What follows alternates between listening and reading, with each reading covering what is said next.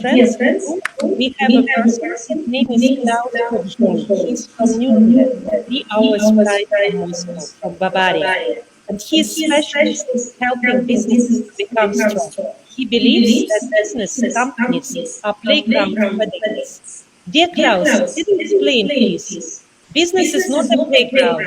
Company is not a playground. It is a very serious thing. Why do you think that it is a playground for adults?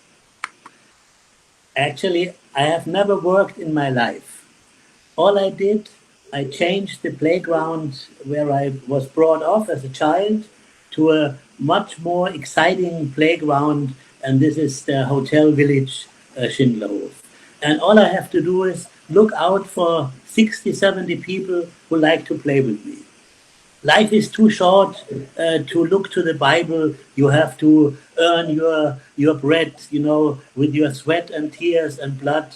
This is not true. It's very easy. We should not fight, we should dance. Oh my God, I wish we can really do it. Not fight, but to dance. For me, as a person who loves dancing, who live with music house, your words are like honey.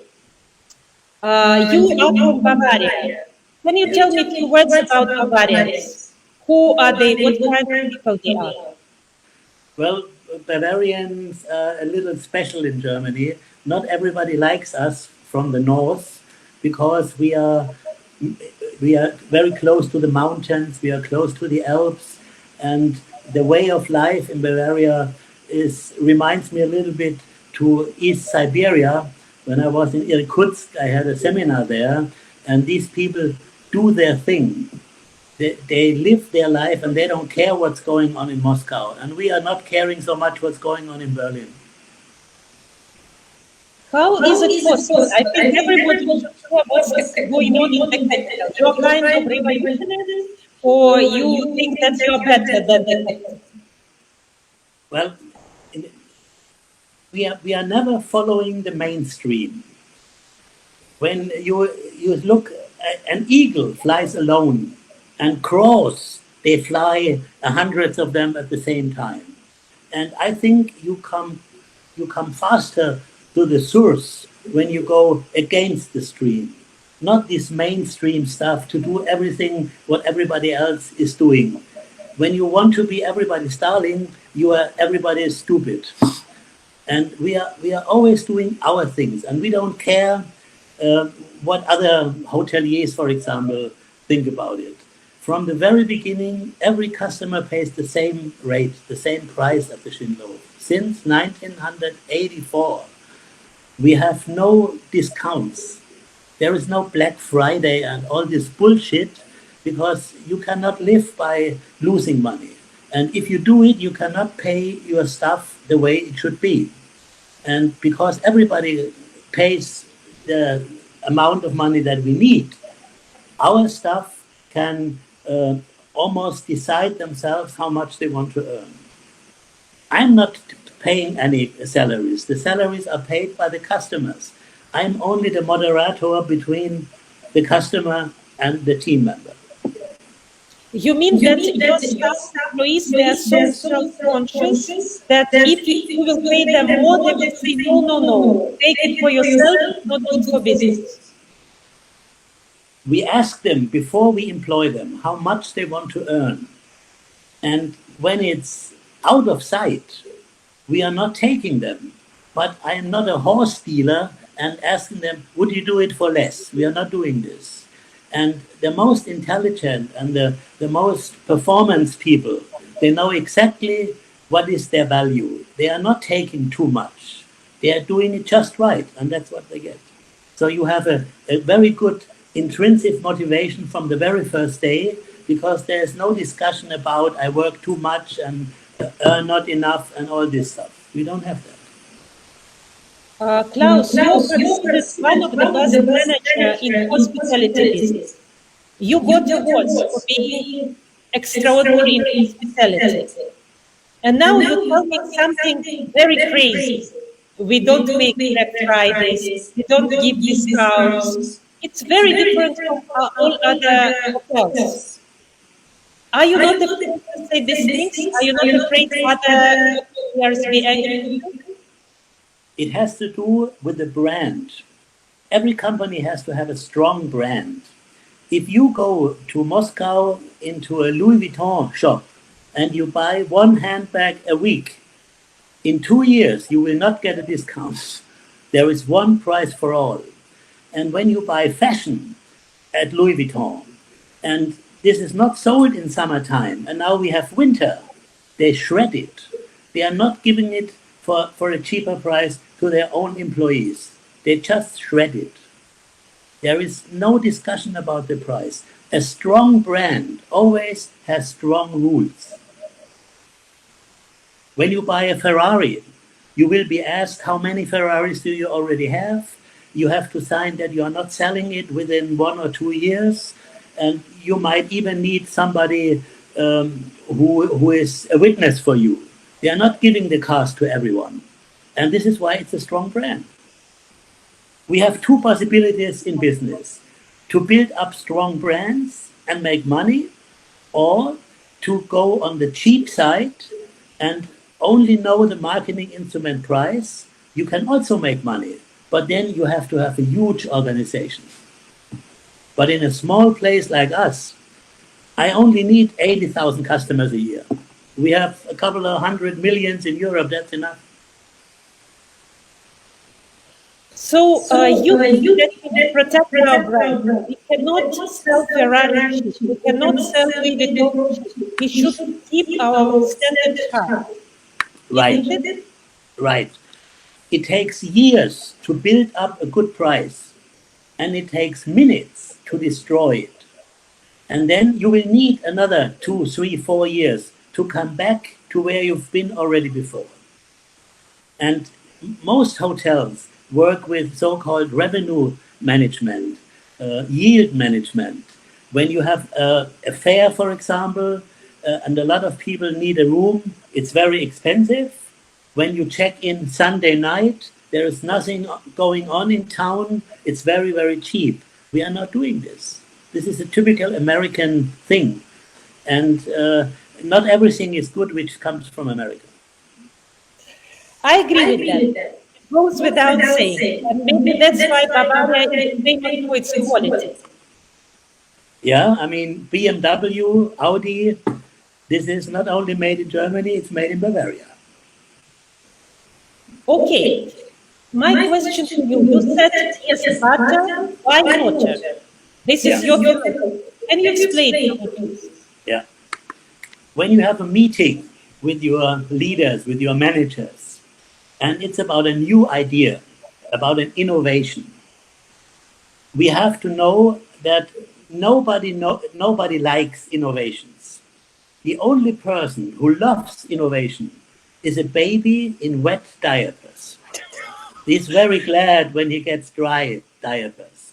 Everybody else, first of all, tries to refuse it.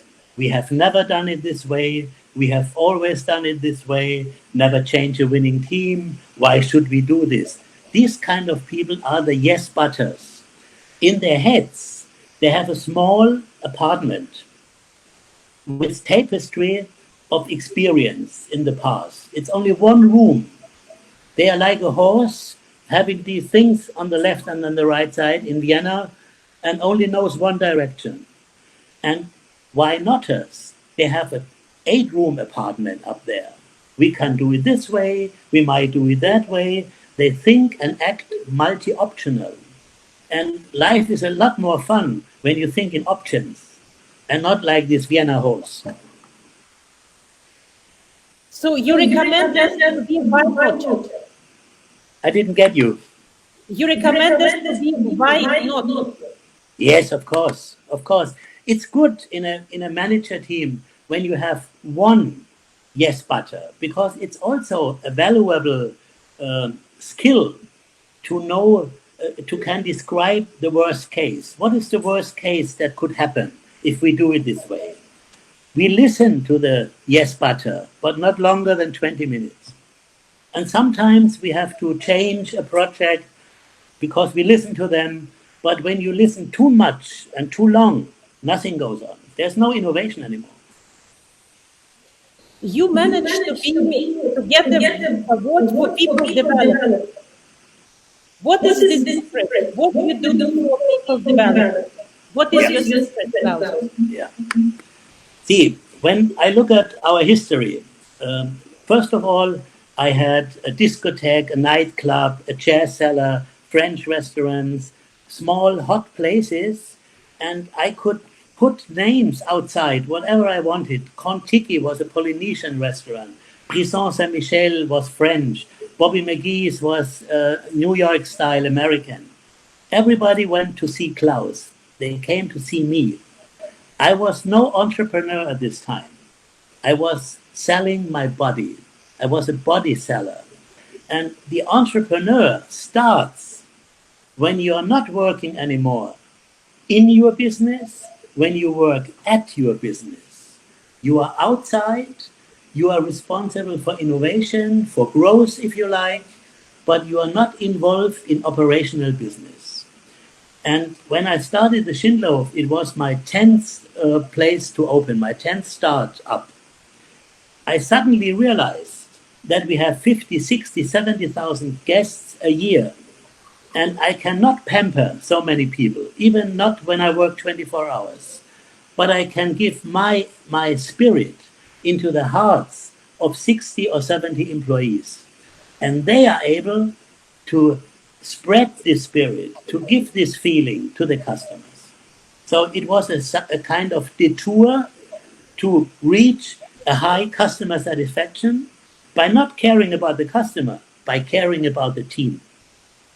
That's the How only can secret. you give you the path of your heart to 60, 70 employees? How do you get the spirit there?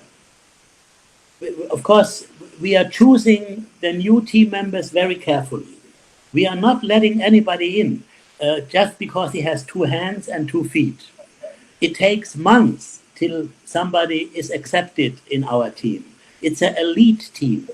And even today, when it's getting harder and harder to find good chefs and to find people who are willing to work weekends and night, we still have this elite employment filter.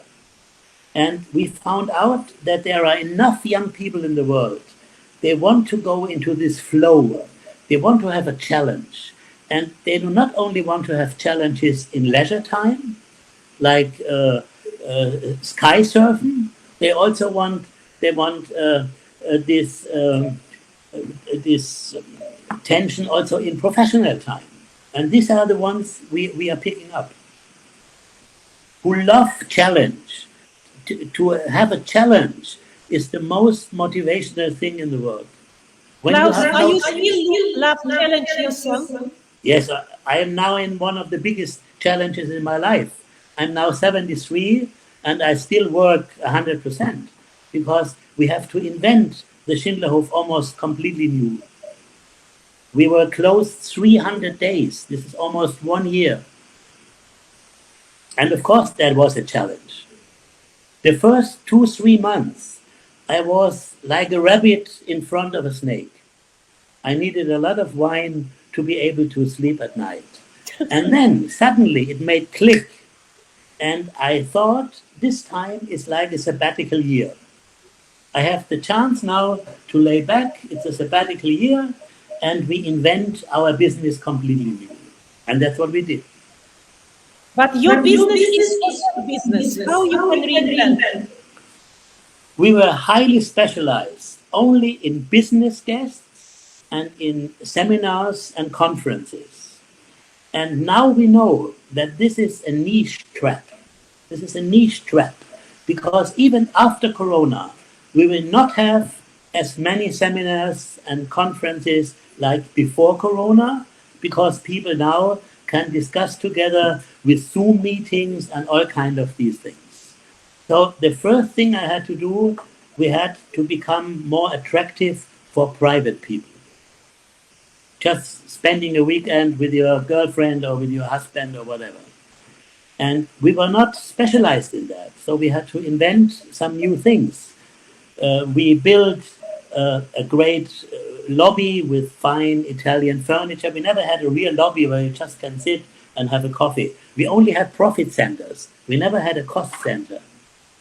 When you want to work, when you want to cater for private people, you have two possibilities. The first one is wellness.